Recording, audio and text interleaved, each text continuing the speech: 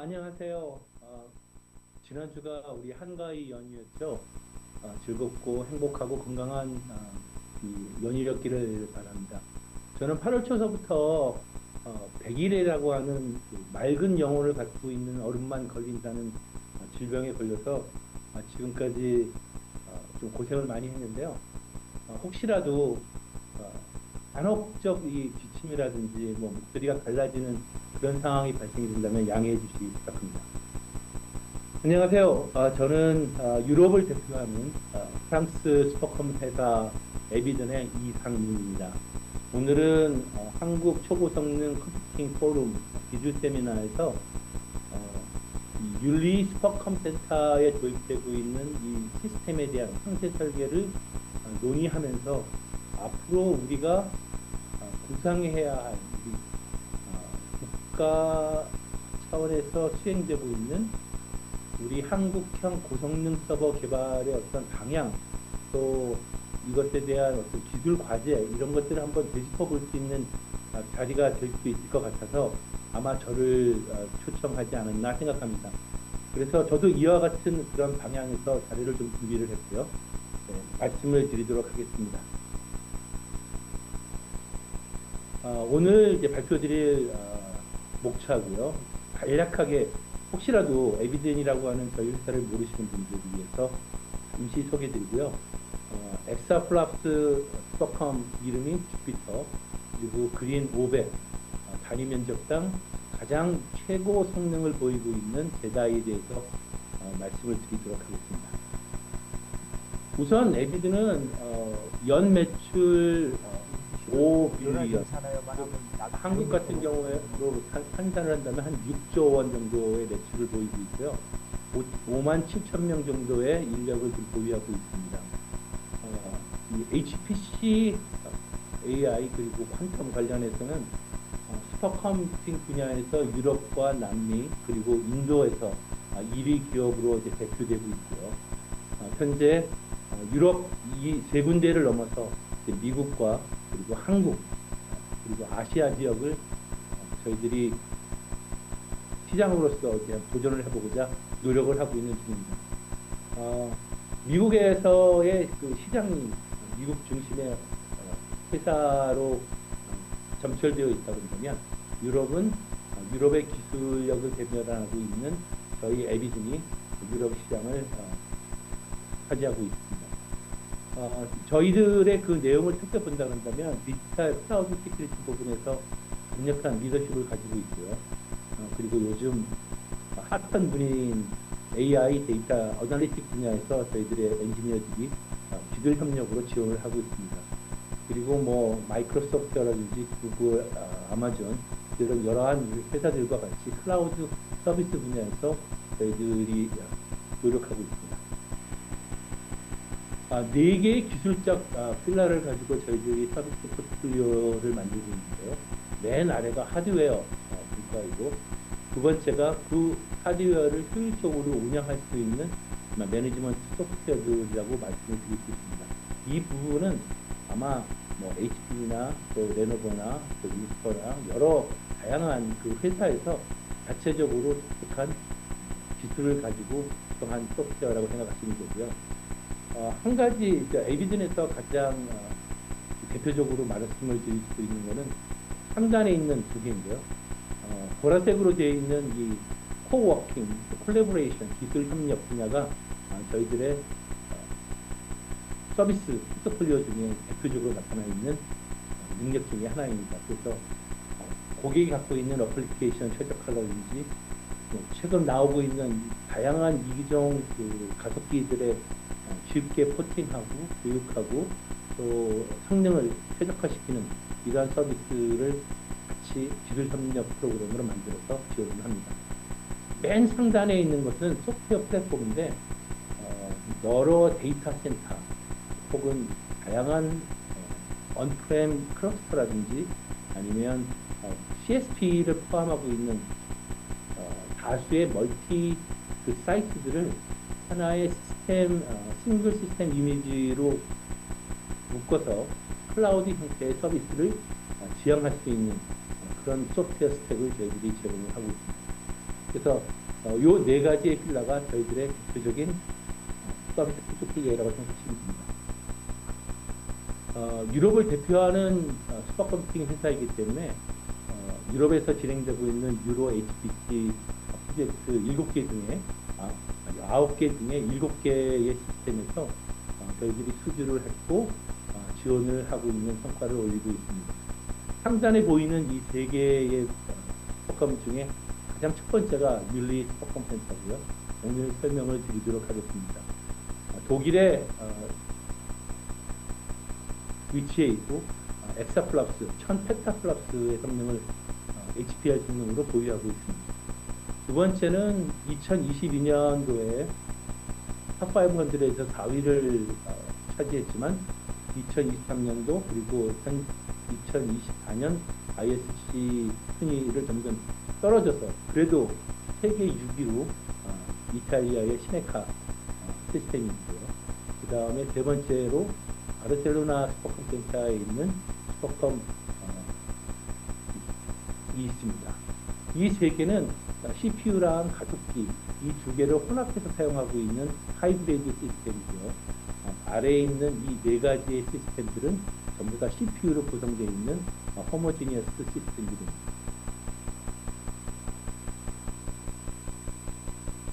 제가 비교는 하지를 못했지만 2021년서부터 실질적으로 새로운 슈퍼컴 센터들이라든지 아니면 저희들이 지원하고 있는 대표적인 기업들 그리고 슈퍼컴 센터들에 대한 로고들이 여기에 포함되어 있습니다. 총 31개가 새로 등록이 되어가지고 저희들이 지원을 하고 있고요. 한국에도 저희들의 로고가 여기에 바뀔 수 있는 기회가 있기를 바랍니다. 자, 이제 주피터에 대해서 상세하게 한번 우리 협의를 나눠볼까요? 우선 주피터로 들어가기 전에 제가 왜 이 포럼에 초대를 받아서 발표를 하게 되었는지 좀 고민을 해봤고요. 그래서 여러분들과 함께 유럽에서 고성능 히팅 기술 개발 측면에서 어떤 기조가 있는지 또 트렌드가 어떻게 바뀌고 있는지 이런 것들을 같이 한번 공유해보고 우리나라도 우리의 고성능 서버 기술 자립을 위해서 어떤 방향으로 가야 될지 한번 성찰해 볼 수 있고 다시 한번 되짚어 볼 수 있는 기회가 됐으면 합니다. 우선 잘 아시다시피 2010년, 15년 이후부터 중국에 대한 미국의 IT 무역 제재가 시작이 됐죠. 고성능 서버를 이용해서 슈퍼컴퓨터를 만들 수 있었기 때문에 고성능 서버의 중국 무역을 수출을 이제 금지했고요. 그러다 보니까 중국이 계속 자체적으로 이제 시스템과 이 운영 기술을 이제 계속 발전시키고 있기 때문에 지금은 가속기뿐만 아니라 반도체 그리고 거기에 관련된 공정 기술까지 실질적으로 제재를 가하고 있는 상태입니다. 하지만 여기에 더해서 퀀텀에 대한 기술력까지 미국 외 기술 협력을 자제하고 있는 그런 부분이 있죠. 그래서 이러한 그 사유를 곰곰이 생각을 해보면 많은 국가들이 또 슈퍼컴퓨팅의 구축, 개발, 운영 이런 능력들이 그 국가의 힘 그리고 경쟁력이라고 요즘은 이제 판단되고 있는 것으로 인지되고 있는 상황입니다. 이 유럽에서는 다른 곳과 달리 전력, 전기 비용이 굉장히 이제 비싼데 이런 것들에 대한 대응 체계도 고민을 하게 됐습니다. 그 이유는 2021년 그리고 2022년도에 오로라든지 아니면 프론티어라든지 미국의 엑사 슈퍼컴이 발족이 되기 시작했는데 실질적으로 유럽도 2017년서부터 엑사스케일을 위한 유럽의 기관들이 수립되었고 시작이 되었습니다. 그래서 하지만 엑사스케일로 가기 위해서는 수많은 커다란 시스템들이 많이 필요했고 거기에 비싼 전력을 어떻게 절감을 할까 이런 측면에서 기술력을 확보를 해야겠다라는 생각이 좀 많이 들었던 것 같습니다. 또 한 가지는 올해 우리들 이상 기온 때문에 고생 되게 많이 했죠. 디카보네이제이션, 탄소 절감을 통한 기술을 확보하는 측면에서 IT도 동참을 해야 되겠다라는 기조로 이분들이 발전 계획들을 이제 세우기 시작을 했습니다. 그래서 할 수 있는 것부터 전략을 이제 세웠어요. 가장 효율적으로 할 수 있었던 것이 프랑스의 예전 회사였던 울 컴퓨팅이라고 하는 회사에서 갖고 있었던 순행식 그 기술을 좀 더 고도화 시켜가지고 효율적으로 엑사스케일 시스템 구성시에 반영할 수 있도록 하자라고 하는 그 기획이 하나가 있었습니다. 그래서 울 테크놀로지에서 저희 에비진이 갖고 있는 그 기술로 이제 발전이 됐고, 컴포넌트에서 블레이드에서 렉 시스템까지 하나의 일체형 시스템으로 이제 만들기 시작했습니다. 또 하나는 전체적으로 우리 슈퍼컴을 만들고 있는 그 시스템을 바라봤을 때 유럽에서 만들고 있는 제품들이 아무것도 없는 거예요. 또 하나는 유럽의 기술들을 접목시켰던 그런 내용들도 거의 없었어요. 그래서 시장의 기술을 활용을 하되 유럽의 기술이 녹아져 있고 유럽의 제품으로서 탄생시킬 수 있는 이러한 제품들을 활용을 해서 시스템을 만들 수 있다면 얼마나 좋을까라고 하는 그런 방향으로 시스템 과제들을 개발을 해서 지원을 했고, 그 중에 하나가 하이스피드 이터넷이라고 하는 품목이고요. 그 다음에 두 번째가 ARM 기반으로 개발되고 있는 CPU였습니다. 이 위에 다음번에는 어떤 것이 있을까? 아마 퀀텀 에뮬레이터 부분이 되지 않을까? 저희는 그렇게 생각합니다.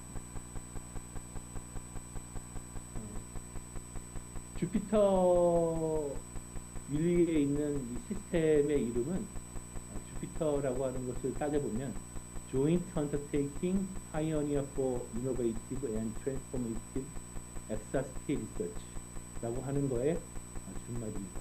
그래서 이 약자를 따서 주피터라고 명칭을 했고요. 전반적으로 독일을 중심으로 활용을 하되 유럽 연합에 있는 R&D 연구원들 모두가 함께 이 자원을 활용할 수 있는 그런 체계를 만드는 게 여기에 목적입니다. 몇 가지의 그 타이틀을 가지고 있는데 유럽에서 첫 번째 엑사스케일의 슈퍼컴퓨터라고 하는 이런 모습을 가지고 있고요. 두 번째가 순행식 시스템으로 만들었지만 실질적으로 이 운영 측면에서 TCO 절감, 그리고 단위 면적당 발열량이 가장 적은, 그리고 전력량을 가장 최소화시키는 시스템으로 만든 것입니다. 세 번째는 유럽의 기술이 녹아져 있다라고 하는 자부심을 갖고 있는 그 시스템이 되겠고요. 네 번째는 단기간에 엑사스케일을 설치할 수 있는 그런 부지가, 그 데이터 센터가 독일 내에 없었기 때문에 율리에서 단기간에 지을 수 있는 모듈라 형태의 컨테이너 기반의 이 시스템이 여기서 적용됐다라고 하는 네 가지 측면이 있습니다.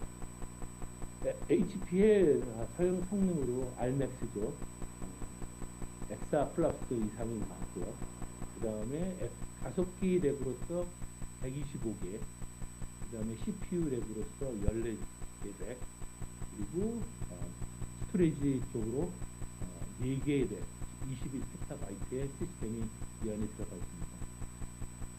전반적으로 엔비디아의 제품과 팔텍이라고 하는 독일의 SI 업체인데요. 이 팔텍이 여기에 들어간 이유가 또 재밌습니다.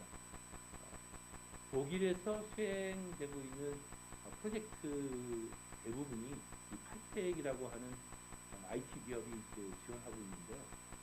그 이유는 시스템 구축 능력과 운영 능력을 내재화시키기 위함이라고 한답니다. 그리고 맨 밑에 있는 그 사이클은 유럽 최초의 CPU 시스템이고요.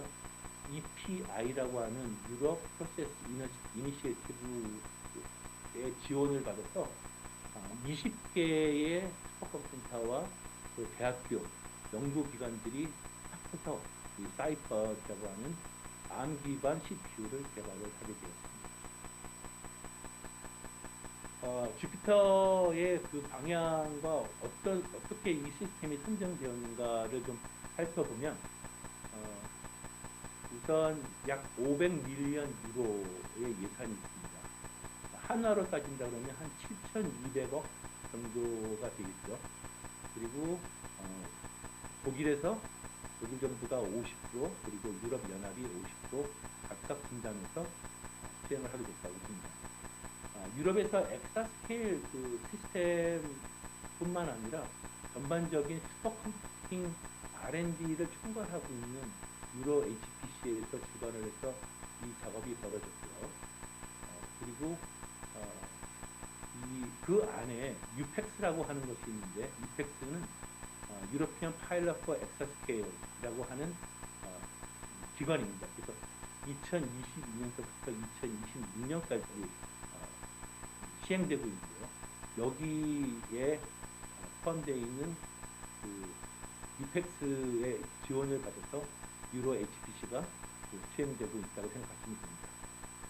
호스트를 다양하게 독일에 있는 여러 기관들이 인사를 했지만 율리 슈퍼컴퓨터의 센터에 설치되기로 결정이 됐고요. 아까 말씀드렸던 것처럼 팔텍이라고 하는 유로피안 IT 소프트웨어 회사가 SI를 맡아서 구축과 운영과 서포트를 지원하기로 되어 있습니다. 고객이 이 시스템을 선정한 이유를 보면은 참 유럽답다라는 생각이 드는데요. 그 내용을 좀 살펴보겠습니다. 가장 이분들이 선정하게 됐던 이유는 역시 엑사스케일이라고 하는 그 시스템을 운영하고 있는데 발열량 문제, 그리고 냉각 문제에 있어서 전력 문제에 있어서 최소한의 발열과 또 이에 대한 전력 비용을 TCO 측면에서 절약하는 측면으로 이제 선정이 됐고요.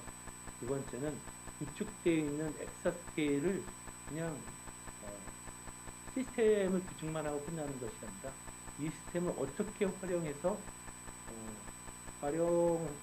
좋은 성과를 얻을 수 있는지 기술적인 어떤 협력을 서로가 이제 추진하고자 하는 기술 협력 프로그램, 이 두 개에 대해 가지고 선정 내용이 있었다고 합니다. 그래서 단위 면적당 성능, 단위 와트당 성능, 이 두 가지의 결과물로 나와서 우리 이따 이제 나중에 말씀드릴 그린 500의 2위가 된 제작 시스템이 여기서 나오게 됩니다. 또 하나는 율리의 엑사스케일을 이제 구축할 수 있는 데이터 센터가 없었기 때문에 단기간에 빠른 시스템 구축할 수 있는 데이터 센터까지 통합해서 제안을 해주는 그 제안이 마음에 들었다고 합니다. 그래서 여기에 이제 녹아져 있는 세 개의 유로피안 기술은 맥킹 기술, 그 다음에 모듈러 데이터 센터, 그 다음에 마지막으로 EPI에서 개발해놓은 CPU, 리아1이라고 하는 ARM 기반 CPU가 포함되어 있다는 점입니다. 리아1에 대해서 잠깐 짚고 넘어가죠. 유럽이 기술 독립을 고려하면서 선전하고 있는 기술을 계속 이용하고 있는데, 그 중에서 가장 중안점으로 두고 있는 그 분야가 CPU와 네트워킹, 그리고 쿨링 이 세 가지입니다. 이 이외에 다른 분야는 시장에 있는 제품을 활용해서 시스템을 만들고 활용하자라고 하는 정책을 세웠고요. 사이펄이라고 하는 이 단체를 회사죠. 세워서 약 한 20개의 R&D 센터와 슈퍼컴 센터가 같이 협업을 하면서 지원을 하고 있는데, 지금은 페이즈 1이 끝났고 두 번째 페이즈 2가 이제 시작되고 있는 중입니다. 그래서 현재 나와 있는 리아 1이라고 하는 하이펄 CPU가 지금 시장에 나와 있고요. 두 번째 리아 2라고 하는 프로젝트가 EPI 페이즈 2에서 진행되고 있습니다. 그래서 아마 2026년 정도에 그 결과물이 나오지 않을까 생각되고 있고요. 다만 이 유럽도 이 시장에서 경쟁력이 있다고 생각되지 않는다면 아마 EPI에서 개발을 했다고 하더라도 활용을 하지는 않았을 겁니다. 이 리아 넥스트라고 하는 2026년 이후에 네 번째 EPI 프로젝트는 아마 리아 1과 리아 2의 시장 경쟁력을 되짚어보고 효과가 있다라고 생각한다면 아마 리아 넥스트라고 하는 이 프로젝트를 다시 발족시켜서 진행하게 될 것으로 저는 알고 있습니다.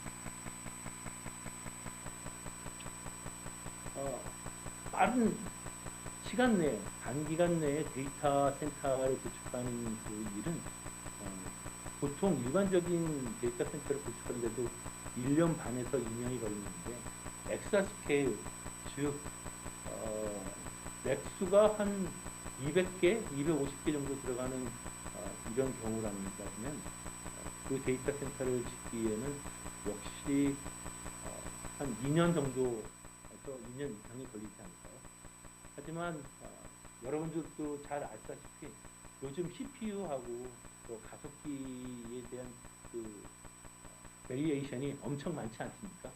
그래서 빠른 이 시장에 나와 있는 이 새로운 그 제품들을 빨리 활용을 해서 연구를 수행할 수 있는 것이 연구 프로젝트의 가성비를 가장 높일 수 있는 방법이기 때문에 이것을 활용할 수 있게끔 데이터 센터를 빠른 시간 내에 구축을 해서 사용자들에게 오픈하는 게 그 윤리 수법센터의 하나의 목적입니다. 에비드는 이러한 아무래도 뭐 유럽 쪽에 같이 있는 회사이다 보니까 이러한 요구사항을 좀 더 파악을 해서 모듈라 데이터 센터라고 하는 블락 형태의 컨테이너를 이제 만들어서 이렇게 하나씩 제시를 했습니다.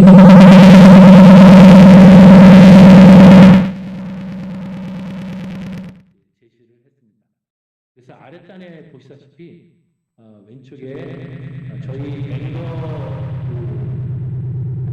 팩토리에서 공장에서 이제 렉을 만들고 또 고객의 요구 사항에 따라서 다양한 CPU라든지 다양한 가속기라든지 이런 것들이 탑재되어 있는 컨테이너를 만들고 디자인을 해서 실제로 이것을 공장에서 테스트를 해보고 shipping을 바로 고객에게 합니다. 고객에게 하고 난 다음에 이 부분을 레고 형태로 쌓아서 실질적으로 데이터 센터를 만드는 부분입니다. 그래서 윤리 같은 경우도 데이터 센터를 따로 지을 필요 없이 외곽 순행식으로 되어 있기 때문에 물을 공급하는 그 능력과 두 번째는 전력을 공급하는 능력, 그리고 세 번째는 이 모듈라 데이터의 외곽을 쌓는 모습, 이런 디자인만 결정을 하면 돼서 실질적으로 데이터 센터 구축 비용에 굉장히 많은 부분을 절감을 했다고 합니다. 그래서 그 비용으로 차세대 기술 협력 부분에 새로운 과제들을 만들고 나아가고 있다고 알려져 있습니다.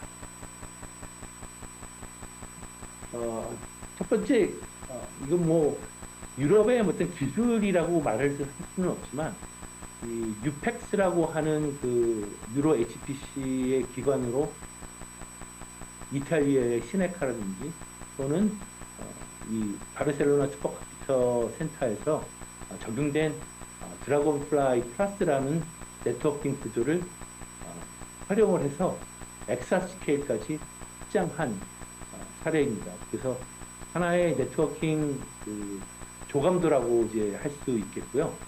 실질적으로 드래곤플라이 플러스는 드래곤플라이보다 더 많은 노드를 연결을 시킬 수도 있고, 그리고 노드 투 노드의 트래픽 컨제스션을 많은 줄일 수 있고 영향을 적게 받을 수 있다는 장점, 그리고 어댑티브 라우팅 기술을 적용할 수 있어 가지고 실질적으로 드래곤플라이가 일반 시장에서 나와 있는 이 스위치들을 이용해서 구성할 수 있는 가장 좋은 그 사례라고 지금 판명이 되어 있습니다. 그래서 저희들이 드래곤플라이 플러스로 이 시스템을 만들었고요. 이 시스템을 연결을 해서 non-blocking 구조로 전부 다 노드 투 노드, 5개의 노드 투 노드가 이 800기가로 되어 있고 CPU to CPU는 200기가로 이제 연결이 되어 있는 상태입니다. 드래곤플라이 엑사스케일 토폴로지라고 하는 것이 처음 이제 공개가 되어가지고 여러분들한테 이제 말씀을 드리는데 상단에 각 그룹핑 제가 말하는 이제 그룹이라고 하는 것은 셀이라고 얘기할 수 있는 부분인데요. 이 셀이 이제 33개의 셀로 이제 구성되어 있고 각 위치 셀들은 드래곤플라이 상단에 16개의 32포트 NGR 스위치로 연결이 되어서 non-blocking 형태로 시스템들이 연결될 수 있습니다.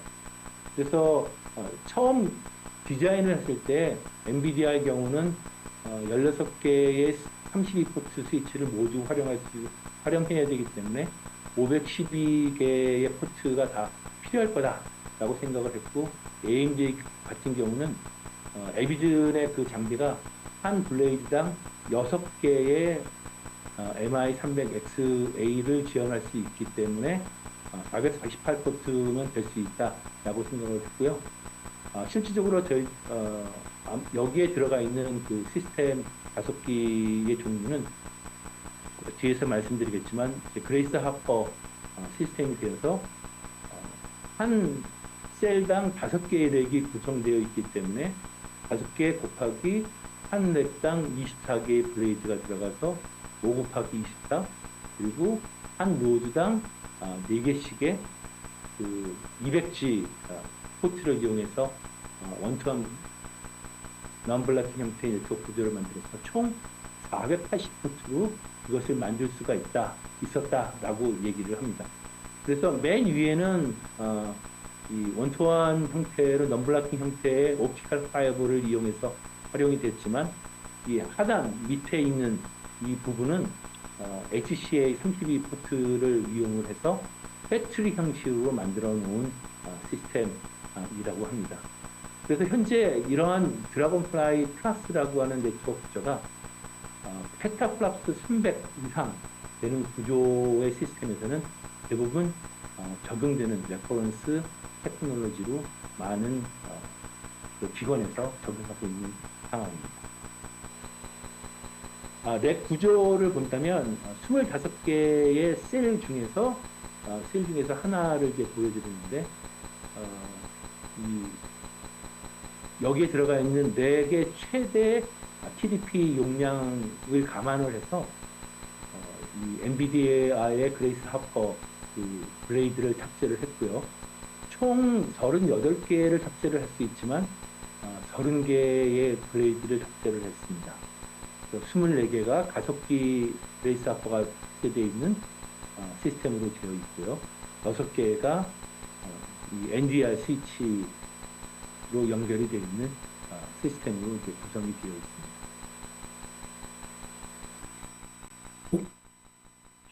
전 페이지로 가겠습니다.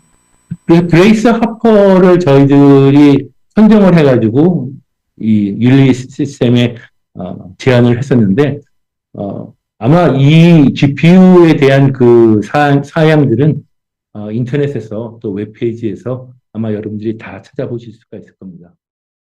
우선 에비든 같은 경우는 한 블레이드에 2개의 이 그레이스 하퍼 노드를 이제 제공할 수 있고요. 한 노드당 4개씩을 제공할 수 있기 때문에 블레이드당 총 8개의 그레이스 하퍼 성능을 확보할 수가 있습니다. 인피니밴드는 노드당 4개를 붙여서 800G가 되겠고요. 서버의 메모리는 480, 그리고 가속기 HBM3를 써서 360, 4 곱하기 90 기가바이트. 그래서 이렇게 됩니다. CPU 같은 경우는 뭐 엔비디아에서 이제 ARM 기반으로 니오버스, 이 사이펄도 이제 니오버스 코어를 사용했는데 여기는 이제 72개의 코어를 이제 활용한 거로 어, 개발을 해서 그래스하퍼 CPU를 적용을 했고요. 사이펄 같은 경우는 이보다 조금 더 많은 코어를 적용을 했습니다.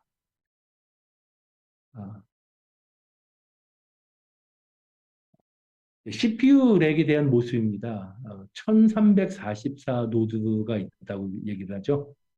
총 2개의 컨테이너 렉에 7개의 렉식을 이제 집어넣어서 28개의 렉이 이 안에 탑재가 됩니다.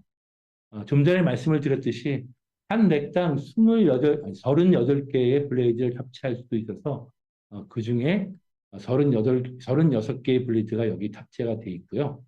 32개가 컴퓨터 노드로 되어 있고 4개가 네트워크 용으로 이제 활용되고 있는 모습으로 풀리 레킹된 그런 사례입니다.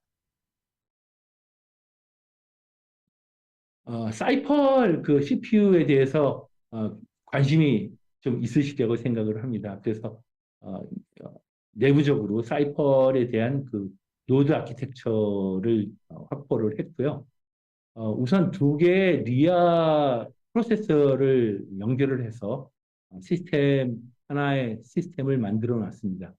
그래서 하나의 노드에 한, 하나의 노드에 2개의 사이클 프로세스가 들어가기 때문에 블레이즈 상으로는 총 6개의 프로세스가 들어간다고 생각하시면 됩니다.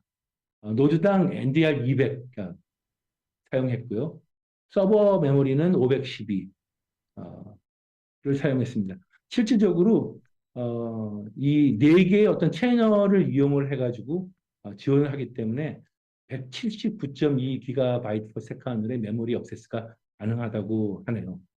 두 번째는 CPU와 CPU 사이에 이 커넥티드 이 인터페이스를 4개를 둬가지고 우리가 보통 UPI 통신을 쓰지 않고 바로 CPU to CPU 통신을 할 수 있게끔 만들어 놨다고 합니다.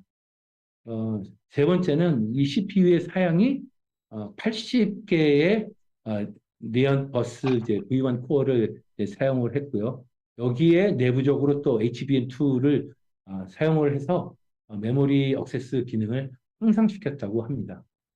그리고 이제 NIC 쪽으로는 젠5 16개 채널을 활용을 해가지고 실질적으로 128GB per second을 풀리 지원할 수 있는 체계를 만들었다고 합니다.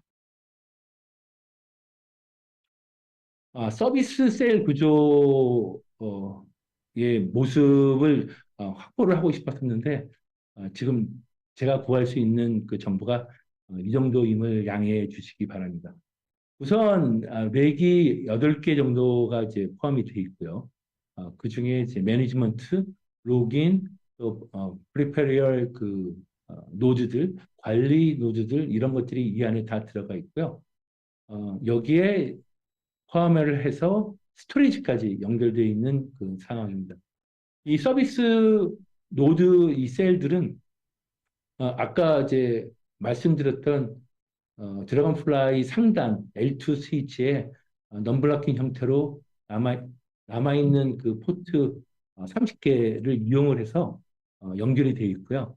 그래서 똑같이 16개의 L2 스위치가 여기에 장착이 되는데 이 중에 26개의 업링크를 이용해서 드래곤플라이 상단 통해서 이 컴퓨팅 노드 쪽으로 연결이 되는 걸로 파악이 됐습니다.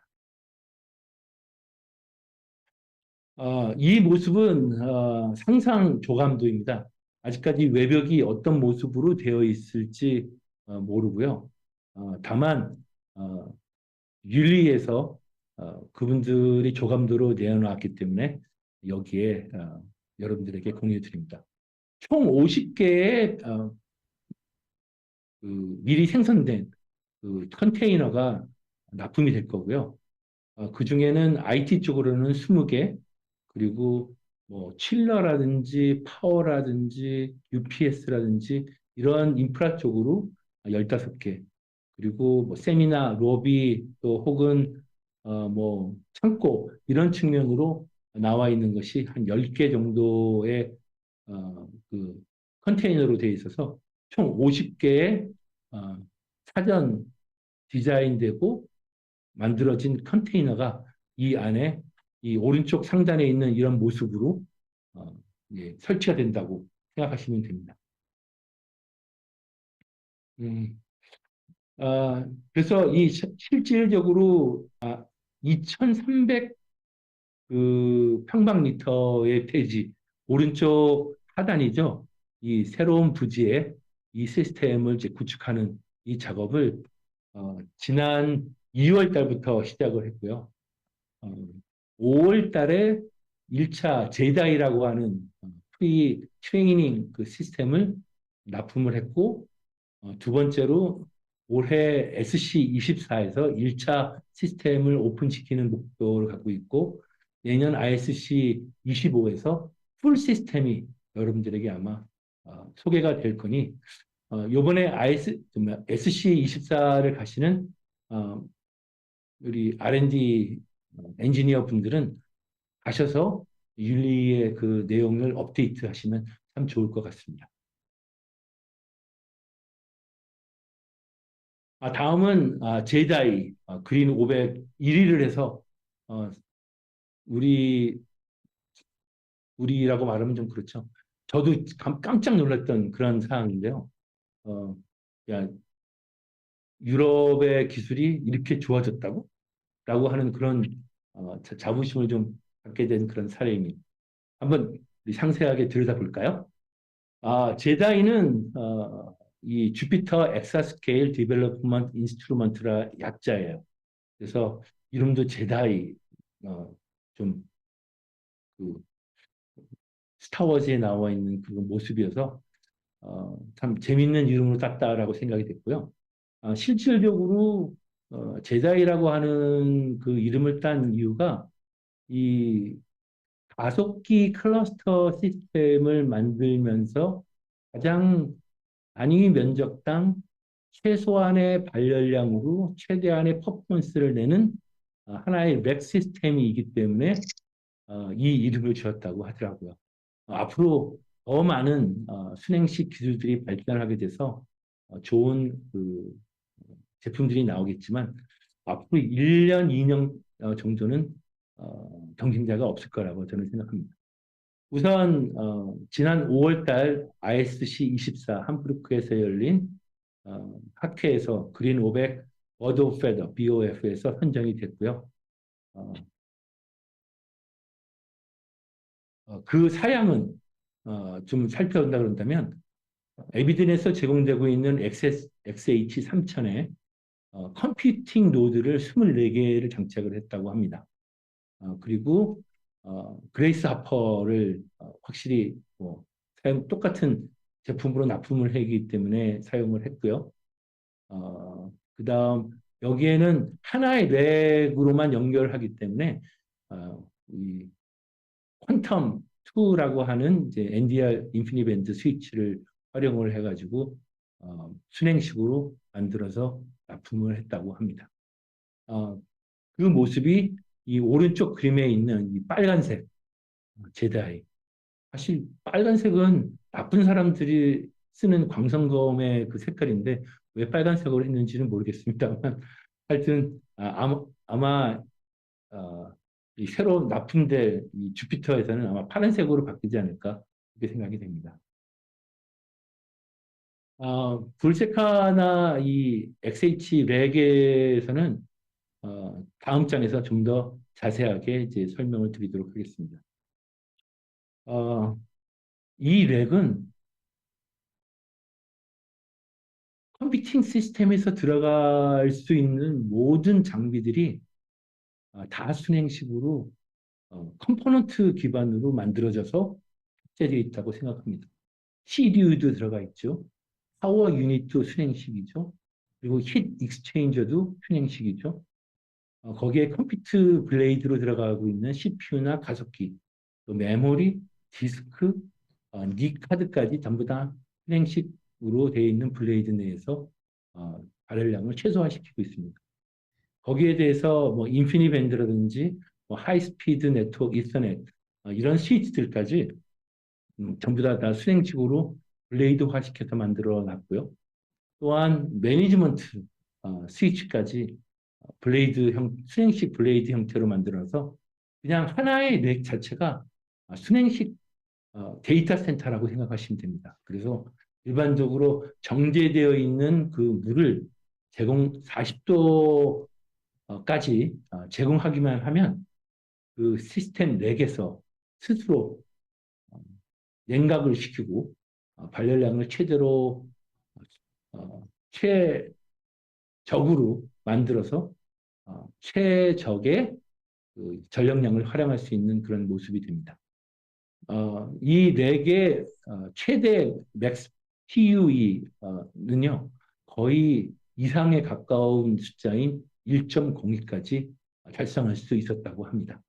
실질적으로 요즘은 발열량이 많은 CPU와 이제 가속기들이 나오기 때문에 이 저희들의 조사한 그 결과에 의하면 보통 1.06, 1.08 정도의 데이터 센터 PUE를 이제 확보를 하고 있다고 합니다.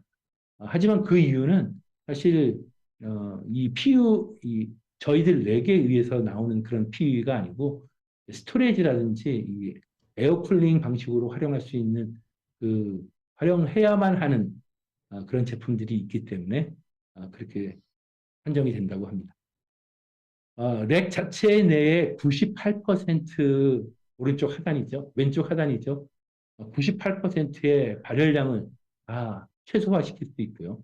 그리고 최대 기온인 40도의 그 온수를 직접적으로 집어넣어도 이 시스템을 쿨링하고 가동을 할 수가 있다고 합니다.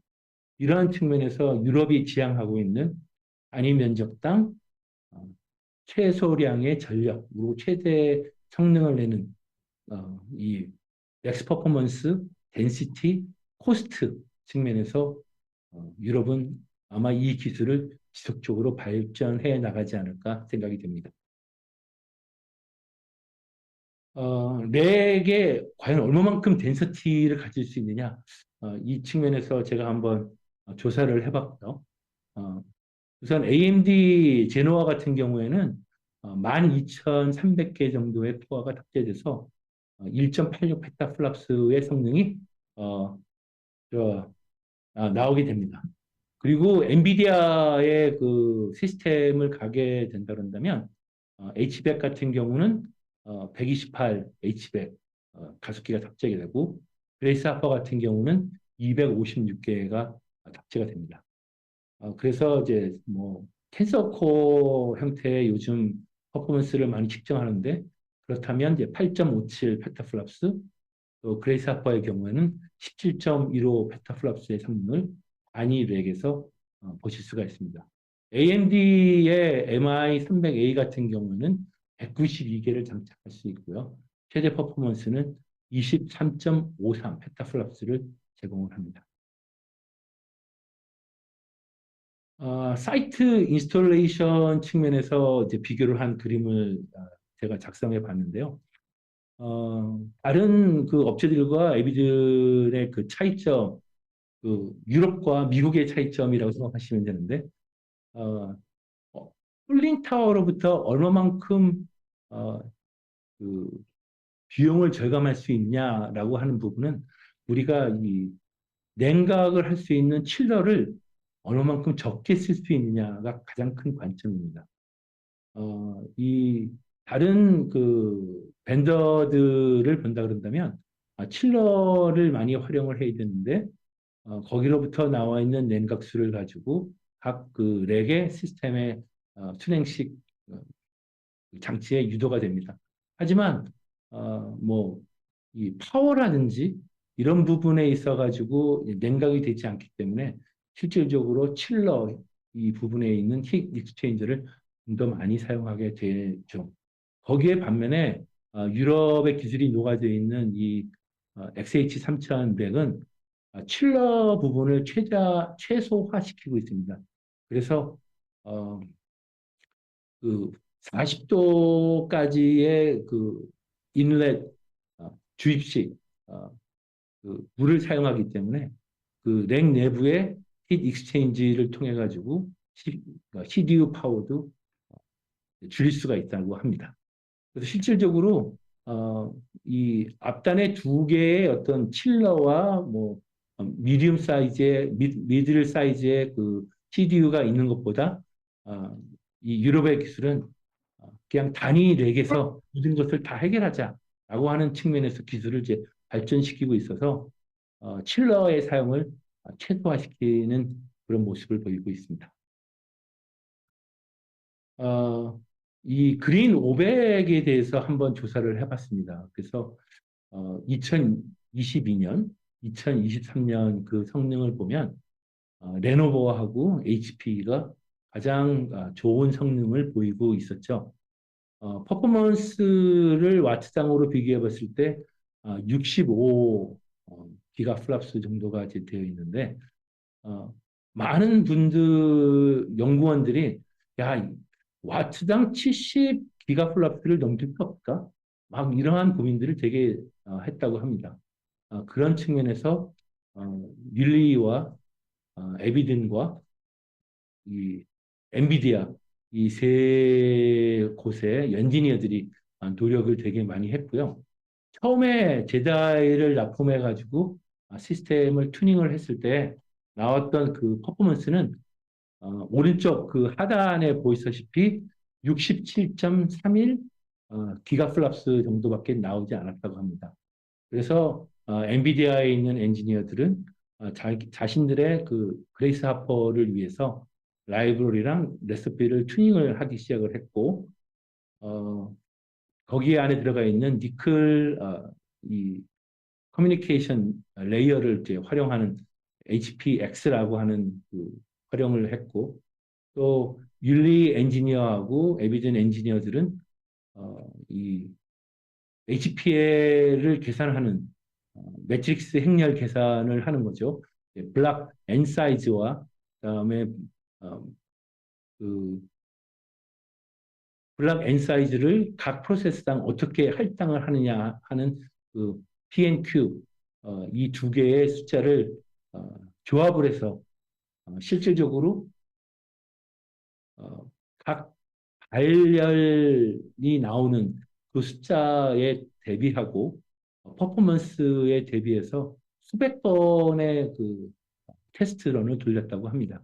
그래서 그 결과 여기에 나와 있는 그 그레이스 하퍼의 최적 TDP를 구했고 그에 따른 발열량을 측정을 해서 그린 500에 제출을 했고 거기서 1등을 했습니다. 이 오른쪽 사진을 보신다 그런다면 이때까지 많은 이 그린 500에 이제 납품을 제한을 했던 그런 시스템들의 전력량을 측정하는 그 시스템이 파워 미터라고 하는 PQ 이제 박스라고 하는 것이 있다고 합니다. 저는 해본 적이 없어서 저도 이 그림을 찍어달라고 해가지고 여기서 처음 이제 보게 됐고요. 이 시스템을 선정을 하게 된 이유는 대부분의 많은 이 그린 500을 제공하는 그 사이트들이 이 파워 미터의 그 기계를 이용해서 했기 때문에 율리도 역시 같은 거로 납부 측정해서 제안을 했다고 합니다. 우선 두 가지 파워 매저먼트를 할 수 있는 그 사례가 있는데요. 저희 쪽 단위 면적당 발열량도 최소화하고 또 최대의 퍼포먼스를 내기 위해서는 렉에서 센서를 가지고 전력량을 측정을 해야겠죠. 그래서 관리를 해야 되는데 그 관리 모듈 이름이 PMC라고 하는 겁니다. 이제 파워 매니지먼트 컨트롤러라고 하는데 전체 그 에큐레시는 틀리는 5%가 한 5% 정도 차이가 있다고 합니다. 하지만 이제 그린 500의 매저먼트에서는 채택이 될 수 있고요. 또 일반적으로 사용했던 PQ 박스 같은 경우에는 이 파워 메이터죠. 2% 정도의 오프 레이어가 있다고 합니다. 그래서 이 율리 같은 경우는 두 개를 이용을 해가지고 차이점에 대한 그 분석을 시도를 했고 XH3000에서 나오는 센서를 바라본다면 이 파워미터와 그 차이점이 0.5에서 1.3% 정도의 오프셋이 있었다고 합니다. 그래서 73.17, 72.73 기가플라스 퍼 와트 수준이 되어 있지만 그래도 통상적으로 이 측정되어 있던 파워미터를 활용한 수치를 택해서 제안을 했고 그 결과 그린 500의 1등으로 72.137 오른쪽 나와 있는 숫자가 최대한도로 최적화된 숫자라고 합니다. 그래서 처음으로 70기가 플라퍼 와트를 달성한 그 시스템으로 지금 이름이 올라가 있고요. 앞으로 1년 그리고 기대로는 한 2년까지 갔으면 좋겠다라고 하는 그런 생각을 가지고 있습니다. 그래서 이제 이 제다이라고 하는 이 시스템으로 3년간 그린 500의 1, 2 성능을 이제 보면 이 레노버와 HP에서도 비슷한 아마 성능을 이제 만들었을 텐데요. 이외의 HP 같은 경우는 비슷한 스펙을 활용했지만 좀 더 튜닝을 하지 않았거나 아니면 이 시스템이 이 렉단이 한 8개의 렉이 하나에 붙어 있어야 되기 때문에 그러한 측면에서 퍼포먼스가 좀 더 올라가지 않았, 와트수가 올라가지 않았나 생각이 됩니다.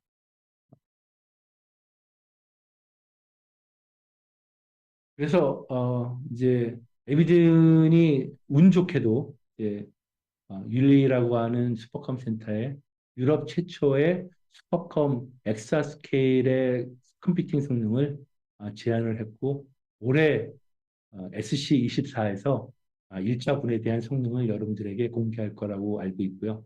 내년 ISC24에서 완성된 그리고 운영 중인 시스템의 최적 성능을 여러분들에게 다시 한번 또 보고를 드릴 수 있는 기회가 있었으면 좋겠습니다. 엑사스케일과 그다음에 그린 500에 대한 이 내용을 저희들이 살펴보았는데 이 유럽의 기술적 그 방향, 정책 이런 것들이 우리나라와 그렇게 다를 거라고 저는 생각하지 않습니다. 그래서 우리도 시스템을 개발하고 부품을 개발하고 활용을 할 때 있어가지고 시스템을 개발하는데 어떤 측면이 우리가 강점이 있는지 그리고 이 지금 사실 한국 같은 경우는 이 컴퓨팅 시스템의 에코시스템까지도 거의 사라져 버린 그런 상황이어서 어떻게 하면 컴퓨팅 이 분야의 에코시스템 환경까지도 같이 단기간 내에 만들 수 있을까? 이러한 점도 고려를 해서 한국형 고성능 서버 개발의 어떤 자립화 기술에 한번 생각해 볼 수 있는 그런 사례가 되었으면 합니다. 네, 이상으로 발표를 마치겠습니다. 감사합니다.